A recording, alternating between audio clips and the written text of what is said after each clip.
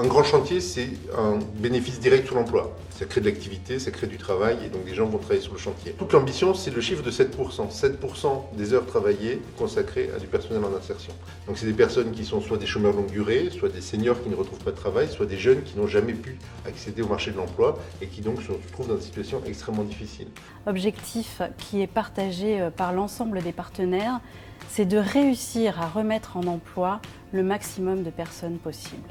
Il s'agit de profiter des opportunités ouvertes par le chantier pour favoriser des parcours d'insertion professionnelle auprès de publics éloignés de l'emploi. La formation joue un rôle majeur et il s'agit, à partir de ces emplois offerts dans ce chantier, de leur proposer des perspectives à plus long terme.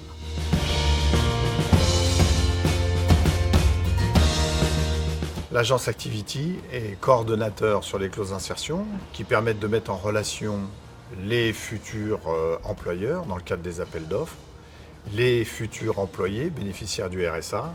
Notre objectif dans le cadre de cette opération est de repérer les besoins que vont exprimer les entreprises. Ensuite, nous allons transmettre cette information à l'ensemble de nos relais sur les 3 départements, 75, 92 et 78, faire remonter des CV ou en tout cas des candidats potentiels qui sont prêts à répondre à ce besoin. Et on fait le suivi du parcours, la formation s'il doit y avoir des formations complémentaires, et puis aussi la sortie à la fin des clauses d'insertion pour permettre à ces personnes de trouver une employabilité et surtout un emploi, si possible, durable.